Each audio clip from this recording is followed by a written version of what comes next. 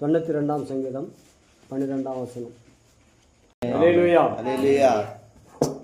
வாசித்ததான இந்த வேதத்தில் நீதிமான்கள் எப்படி போல் செழித்து நீபோனின் கேதுரு போல செழிப்பார்கள், வளருவான்.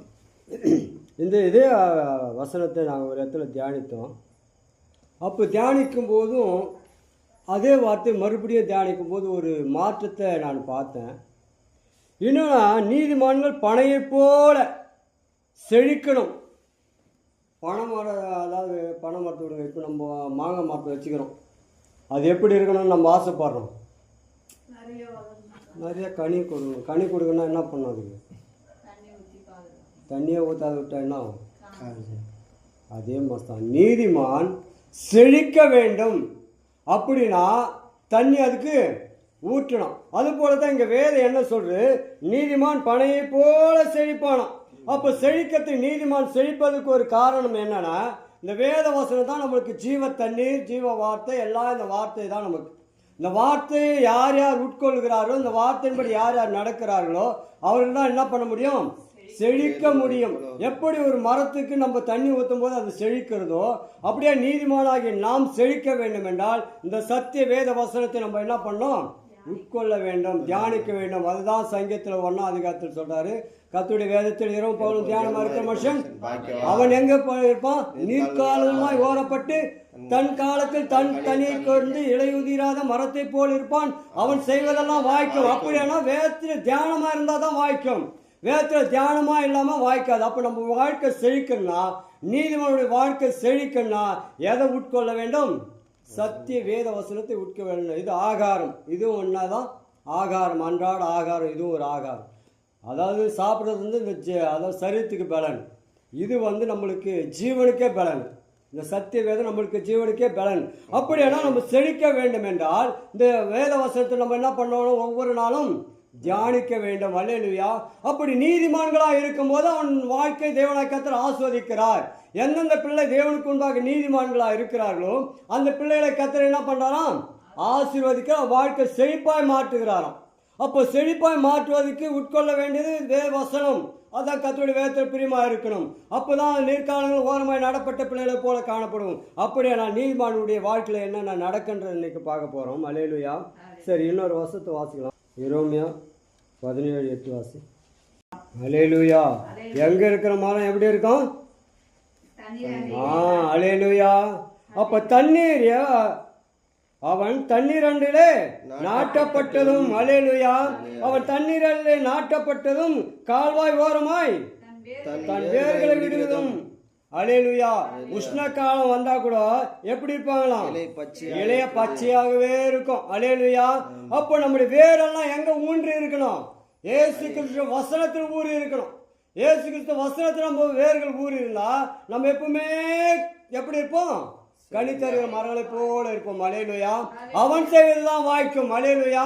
அப்படியானால் மனுஷனுடைய வாழ்க்கையில தேவனாய் கர்த்தர் இந்த வேத வசனப்படி யார் யார் நடக்கிறார்களோ அவர்களுக்கு தேவனாய் கர்த்தர் தம்முடைய நீதிமானுடைய வாழ்க்கையை அவர் கொடுக்கிறார். அல்லேலூயா. நீதிமான் பனையை போல செழிப்பானா தண்ணீர் ஓரமாய் நடப்படணும். தண்ணீர் பாய்ச்சப்படணும். அது ஓரமாய் அவன் நடப்படும் போது அவன் வேர் விடுகிறவனா இருக்கிறான். அவன் பச்சை இருக்கிறான். வருத்தப்படாமல் எப்படி இருக்கிறானோ வருத்தமின்றி தப்பாமல் கனி கொடுக்கிற மரம் போல இருப்பான். அல்லேலூயா. தப்பாமல் கனி கொடுக்கிற மரத்தை போல இருப்பான். அல்லேலூயா. அது மாத்திரமல்ல, சங்கீதம் 118:15 படிங்க.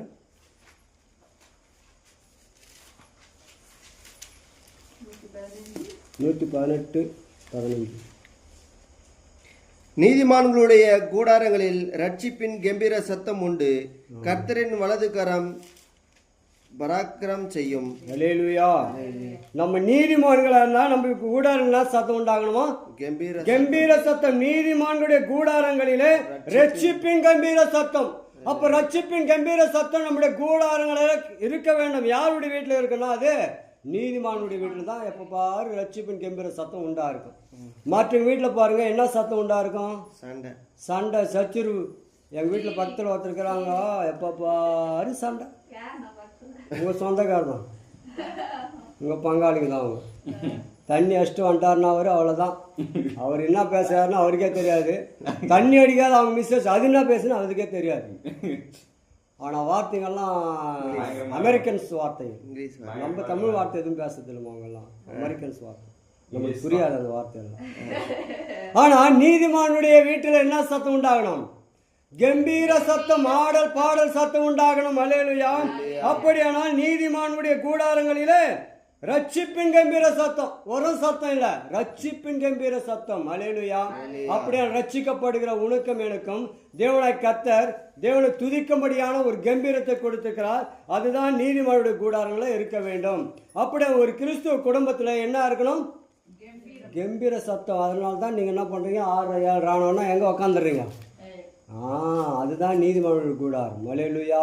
எந்தெந்த வீட்டில் ப்ரேயர் இல்லையோ அந்த வீட்டில் இருக்கிறவங்க நீதிமான் லிஸ்ட்டு வர முடியாது. அல்லேலூயா. நீ 1008 சாக்கு சொல்லு, 1008 வேலை சொல்லு, இருந்த நேரத்தில் வந்து தேவனை நீ துதிக்கலைனா, தேவனை நீ மையப்படுத்தலைனா உன்னுடைய வாழ்க்கை வந்து ஆசீர்வாதமாய் இருக்காது. ஏனென்றால் தேவனுக்கு முதலிடம், உலகத்துக்கெல்லாம் முதலிடம் கொடுக்குறான் இன்னைக்கு ஜனங்க. ஆனால் தேவனை துதிப்பதுக்கு, ஆராதிப்பதுக்கு, தேவனை குறித்து இது மாதிரி ப்ரேயர் பண்ணுறதுக்குன்னா இன்னைக்கு எவ்வளோ கிறிஸ்துவ குடும்பத்தில் ப்ரேயர் பண்ணுறாங்க? எவ்வளோ கிறிஸ்துவ குடும்பத்தில் ப்ரேயரே கிடையாது. ஆனால் பேர் மட்டும் கிறிஸ்துவ பிள்ளைகள். ஆனால் இங்கே என்ன சொல்ல, நீதிமானுடைய கூடாரங்களில் ரட்சிப்பின் கம்பீர சத்தம் உண்டா இருக்கணும். அப்படியே நம்முடைய கூடாரங்கள் எல்லாம் என்ன உண்டா இருக்கணும்? ரட்சிப்பின் கம்பீர சத்தம் உண்டாகும். சரி, அதே வசனத்தில் 192:2-12 வாசிங்க. நீதிமான் பனையை போல செழித்து லீபனோனில் உள்ள கேதுருவை போல் வளருவான். நீதிமான் பனையை போல செழித்து லீபனோனில் உள்ள கேதுரு மரம், என்னது? கேதுருவை போல. கேதுரு மரம். அந்த மரத்தை எதுக்கு ஒப்புடணும் ஆண்டவர்? எதுக்கு அந்த மரத்தை போய் இந்த தாவீது ஒப்பிடுறான்? கேதுரு மரம். என்ன மரம்? கேதுரு மரம். உங்களுக்கு ஜென்ரலாக சொல்லிட்டு போகிறேங்க. கேதுரு மரம் எதுக்கு யூஸ் பண்ணார்னா, சாலமோன் ராஜா ஆலயத்தை கட்டினார் பார்த்தீங்களா, பிரம்மாண்டமான ஆலயம். அதுக்கு முழுவதுமாக கேதுரு மரத்தை தான் பயன்படுத்தினாராம். என்ன மரம்? கேதுரு மரம். அப்போ நான் யோசித்தேன், எதுக்கு இந்த கேதுரு மரத்தை எடுத்துன்னு வந்து இங்கே போட்டுக்கிறாரு? எது கேதுரு மரம் போல இருப்பீங்க, பனைமரம் போல இருப்பீங்கன்னு சொன்னார்னா, இந்த கேதுரு பார்த்தா கர்த்தருடைய ஆலயத்தை கட்டும்படியாது உபயோகப்படப்பட்டது. அல்லேலூயா. அப்படியே நீயும் நானும் தேவனுடைய ஆலயத்திலே நாட்டப்பட்ட கேதுரை போல இருக்க வேண்டும். அல்லேலூயா. அதனால தான் மொக்குகளும் பூக்களும் எல்லாவற்றையும் சித்தரித்தாராம். அதுல எதுல? கேதுரு மரங்கள்ல. அப்போ அவ்வளோ பெரிய பிரம்மாண்டமான ஆலயத்தை கட்டுறதுக்கு அந்த மரம் தேவைப்பட்டது. அல்லேலூயா. அப்படியே நீயும் நானும் கூட ஒரு மரம் தான், தேவனுக்கு பயன்படுகிற மரமா இருக்கணும். அல்லேலூயா. தேவனுக்கு பயன்படுத்த வாசனை உள்ள மரமா அது. மிக இப்போ சந்தன மரத்தை ஒன்றுல வாசகால் வைக்கணும்னா என்ன மரத்தை தேடுறீங்க? சந்தன மரம். ஏன் பொங்க மரத்தில் வைக்கிறது? புளிய உளுத்து கட்டு தெரியுது இல்லை? அப்போ கேதுரு மரம் வாசனை உள்ள மரமா அது. ராஜாக்கள் இருக்குது, வாசனையுள்ள மரங்களை தான் கொண்டு வந்து என்ன பண்ணாராம்?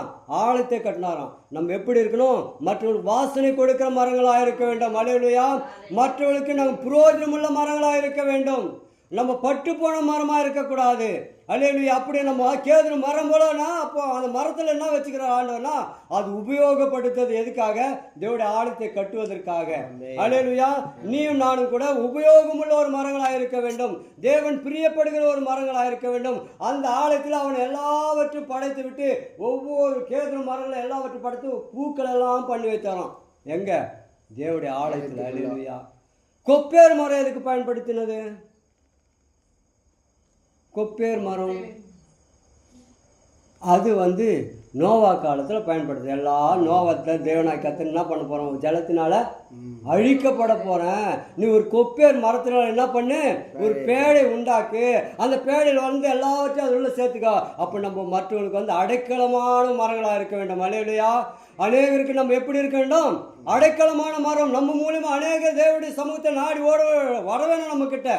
அதுபோல ஒரு மரமா இருக்கணும். அப்போ அந்த நோவாக்கு சொல்றாரு, எல்லாம் இந்த உலகத்தை எல்லாத்தையும் நான் என்ன பண்ண போறேன்? அழிச்சிட போறேன். ஆனா நீ என்ன மரத்துல படகு உண்டாக்கு? கொப்பேர் மரத்தினால் ஒரு பேழை உண்டாக்கு. அப்ப பாருங்க, அந்த மரம் அவ்வளோ பேரை பாதுகாக்கிறதுக்காக பயன்படப்பட்டது. அல்லேலூயா. மனுஷர்கள், ஆடு மாடு மிருகம் எல்லாவற்றுக்கும் பாதுகாக்கிறதுக்காக என்ன மரம் பயன்படுத்துது? கொப்பேர் மரம். நீயும் நானும் என்ன மரமாக்குறோம்? ஒரு அம்மா கேட்டேன், என்ன மரம்? நான் பட்டு மரமாக்குறோம்பா, பட்டு பண்ண மரமாக்குறப்பா. நம்ம பட்டு மரம் இல்லை. அல்லேலூயா. ஏசப்பாவுடைய கையில நம்ம ஒரு பயன்படுத்துகிற மரமா இருக்க வேண்டும். அல்லேலூயா, அல்லேலூயா. காட்டத்தி மரத்தை எதுக்கு பயனாச்சு? காட்டத்தி மரம் ஒரு ஆள் வந்து அதில் மேலே ஏறி நின்று பார்த்தாரு. யார் அவரு? சகேயு. சகேயு யார் எது மேலே போட்டாரு? அந்த மரம் அதுக்கு யூஸ் ஆச்சு. நம்ம மூலமா மற்றவங்க வந்து இயேசுவை காண வேண்டும். அல்லேலூயா. நம்ம மரம் நினச்சி சும்மா ஐயோ நம்ம மரம் தானே ஒன்றும் உதவாது சொல்ல முடியாது. நீ மரமாக இருந்தாலும் கத்திரிக்கு பயன்படணும். எப்படி கேதுரு மரம் தேவனுடைய ஆலயத்துக்கு பயன்படுத்துறதோ, எப்படி கொப்பேர் மரம் ஜனங்களை பாதுகாக்கிறதுக்கு பயன்படுத்துதோ, எப்போது காட்டத்தி மரம் ஒருத்தர் ஏறி பார்த்து இயேசு அறிந்து கொள்ளும்படியாக பயன்படுத்துதோ, அப்படியே நாமும் அந்தந்த மரங்களாய் மற்றவர்களுக்கு காண்பிக்க வேண்டும். அல்லேலூயா. ஒரு மரமாக இருந்தால் கூட அது இயேசுக்கு சாட்சி கொடுக்கிறதா இருக்குது. அல்லேலூயா. அதுதான் கேதுரு மரத்திற்கு குறித்து விசேஷமாக பார்த்தா. இன்னும் நிறைய மரங்களை பற்றி பார்த்தா போயிட்டே இருக்குது. அந்த பாட்டில் என்னென்ன மரம் எதுக்காக யூஸ் பண்ணிச்சுன்னு பார்த்தா, ஒவ்வொரு மரமும் ஒவ்வொன்று செயலில் இருக்குது. வாசனை உள்ள மரங்கள், வாசனை ஒளி மரம் இருக்குது, எல்லா மரங்கள் எல்லாம் தேவனுக்கு பயன்படுத்த மரமாயிடுச்சு. நம்மளாம் எப்படி இருக்கிறோம்? நம்மளும் அப்படி தான் இருக்கணும். அல்லேலூயா. ஒன்று வந்து கேட்டா, நீ வந்து எங்களுக்கு ராஜாவா இருக்கு. முள்ளு செடி போய் கேட்குதான். ஐயோ ஐயோ, முள்ளு செடி போய் ராஜா வச்சா என்ன பண்ணாது? எல்லாரையும் குத்தின்னு இருக்கும். அந்த முள்ளு செடியை நம்ம இருக்கக்கூடாது. அல்லேலூயா. நம்ம இருந்தால் ஒரு கேதுரு மரமாக இருக்கணும், ஒரு கொப்பேர் மரமாக இருக்கணும், இல்லை ஒரு காட்டுத்தி மரமாக இருக்கணும். அல்லேலூயா. நம்ம மூலிமா சகேயா அந்த மேலே ஏறி நின்று தான் யாரை பார்த்தான்? ஏசப்பா பார்த்தான். பார்க்கும்போது தான் ஏசு பார்க்குறாரு, சகே சீக்கிரமாய் இறங்கி நான் உன் வீட்டில் பிரவேசிக்க வேண்டும், நான் வீட்டில் தங்கணும். அதுக்கு பயன்படுத்துறதுக்கு யாரு? அந்த மரம் இருந்தனால தான் அவன் மேலே ஏறணும். அது தேவனுக்கு முன்பாக அது சாட்சி கொடுக்கும். என் மூலிமா தான் யார் அறிஞ்சு? சில பேர் இப்போ இவர் மூலிமா அவர் அறிஞ்சிக்கணும், அவர் சாட்சி கொடுப்பார். யார் மூலிமா அறிஞ்சிக்கணும்? நான் யோபு. அது மாதிரி நம்மளை குறித்து அநேக சாட்சி கொடுக்கும். அவங்க மூலிமா நான் கத்தர் அறிஞ்சுக்கிறேன். அதுக்கு தான் ஒவ்வொரு மரத்தையும் கத்தர் வச்சுக்கிறார். அப்போது காட்டத்தி மரமானாலும் சரி, கொப்பேர் மரமானாலும் சரி, கேதுரு மரமாக இருந்தாலும் சரி, எல்லா மரத்தையும் கத்தர் ஒரு நோக்கத்துக்காக தான் உண்டாக்கி வச்சுக்கிறார் அந்த பூமியில். அல்லேலூயா. சரி, மரமே சென்ட்டு சும்மா போடுறதுக்காக இல்லை. அந்தந்த மரம் அதுக்கு வேல்யூஷன் இருக்குது. அல்லேலூயா. இப்போ சொன்னீங்க பாரு, என்ன மரத்தில் வாசல் பண்ணோம்? தேக்கு மரத்தில். அப்போ வெளியேறப்பட்டு அதுக்கு ஒரு மதிப்பு இருக்கிறது. அல்லேலூயா. மற்ற மரங்களுக்கெல்லாம் மதிப்பு இல்லை. ஆனால் ஒரு கனமுள்ள மரத்துக்கு மதிப்பு இருக்குது. அது மாதிரி நம்ம ஒரு கனமுள்ள பாத்திரமாக இருக்கிறோம். அல்லேலூயா. இந்த பூமியில் நாம் வாழ்கிற வாழ்க்கை தேவன் நம்மை நீதிமானாக வைத்திருக்கிறார். நம்முடைய வாழ்க்கை எப்படி தான் இருக்கணும்? செழிப்பாக இருக்க வேண்டும். நீதிமானுடைய கூடாரங்கள் என்ன சத்தம் உண்டாகணும்? கம்பீர சத்தம். ஒரு பிள்ளை ரட்சிக்கப்பட்டிருந்தா அந்த கூடாரத்தில் நிச்சயமா பாட்டு சத்தம் கேட்கும், தேவனை துதிக்கிற சத்தம் கேட்கும். அல்லேலூயா. அது ரட்சிப்பு இல்லை, நானும் கிறிஸ்துவனா அந்த வீட்டில் கேட்காது. ஒன்னா பேருக்கு ஒன்னா என்ன பேர் வச்சுக்கலாம்? என் பேர் வந்து ஜெயராஜன் வச்சுக்கோங்க. ஜெயராஜ் விட்டு ஏசுதாஸ் அப்படின்னு வச்சுங்க. நீங்கள்லாம் என்ன நினைப்புங்க? இயேசுக்கே ஒரு தாசம்பா. யாருக்கு தாசன்? என் வாழ்க்கை ஃபுல்லாக பார்த்தா ஊருக்கு தாசனாக இருக்கும், ஆனால் இயேசுக்கு தாசனாக இருக்க மாட்டேன். அப்படி பேர் வச்சுக்கிறதுனால தேவனுக்கு ஒரு பிரயோஜனமும் கிடையாது. ஆனால் அதுபடி செயல்படணும். அல்லேலூயா. அப்படி நம்முடைய வாழ்க்கையில் கூட நாம் நீதிமான்களாக இருப்போம்னால் நம்முடைய கூடாரங்களை என்ன சத்தம் உண்டாகணும்? ரட்சிப்பின் சத்தம், கம்பீர சத்தம் உண்டாக இருக்க வேண்டும். அல்லேலூயா. அது கேதுரு மரத்தை போல நம்ம பயனுள்ளதாக இருக்க வேண்டும். அநேக ஜனங்கள் நம் மூலமாய் அடக்கலத்துக்கு நம்ம ஒரு பயனுள்ள பாத்திரமாக இருக்க வேண்டும். கர்த்தர் நம்மளை அதுக்காக தான் இந்த பூமியில் படைத்திருக்கிறார். அதுக்காக தான் ஜீவனோடு கூட வைத்திருக்கிறார். எனக்கு அருமையான தேவனுடைய பிள்ளைகளே, நாமெல்லாம் தேவனுடைய பிள்ளைகள் தான். நம்முடைய கூடாரங்கள் எப்போதும் என்ன சத்தம் உண்டாக இருக்க வேண்டும்? கம்பீர சத்தம் உண்டாக்கணும். தேவனை துதித்து பாடுங்க, அதிகமாக தேவனை துதிங்க, தேவனுடைய நாமத்தை மையப்படுத்துங்க. கர்த்தர் நிச்சயமாக ஒரு வரிகள் நம்ம எல்லோரும் அவரோடு கூட ஆகாய இடத்தில் எடுத்துக்கொள்ளப்படும். யார் யார் அவர் உண்மையாக தொழுகிறோம் அவங்க தான் எடுத்துக்கொள்ளப்படுவாங்க. மற்றவங்களாம் என்ன பண்ணப்படுவாங்க? கைவிடப்படும். ஒரு கூட்டம் பறக்கும் நடுவானிலே, ஒரு கூட்டம் துடிக்கும் பெரும் தீவிலே. அப்போ ஒரு கூட்டம் அல்லேலூயா சத்தம் போடுமா, ஒரு கூட்டம் ஐயோ ஐயோன்னு சத்தம் போடுமா. அப்போ இந்த பூமியில் ரெண்டு மணமக்கள் தான். ஒன்று இயேசு ஏற்றுக்கொள்கிற மக்கள், ஒருத்தர் கைவிடப்பட்ட மக்கள். அப்போ நம்ம எந்த மக்கள், எந்த கூட்டத்தில் இருக்கணும்? ஏசப்பா ஏற்றுக்கொள்கிற கூட்டத்தில் நம்ம இருக்கணும். அல்லேலூயா. அப்படியான இப்பேற்பட்ட செயல்பாடு நம்மக்கிட்ட இருக்குமானால் நிச்சயமாக அவருடைய வரிகள் நம்ம என்ன பண்ணுவார்? அவரோடு கூட எடுத்துக்கொள்ளப்படுவார். அல்லேலூயா. அப்படி நான் எடுத்துக்கொள்ளப்படணும்னா அதுக்கு முன்பாக நம்முடைய வாழ்க்கையில் இதெல்லாம் நிறைவேறணும். கர்த்தருக்கு முன்பாக நம்ம எப்படி இந்த மரங்களை போல நம்மளுக்கு மற்றவங்களுக்கு பிரயோஜனமாக இருக்க வேண்டும். காட்டத்து மரத்தை போலவும் கொப்பேர் மரம் போலவும் கேது மரம் போலவும் மற்றவர்களுக்கு சாட்சிகளாய் வாழ வேண்டும். கர்த்தர் தாமே வசனம் வாசிப்பார்.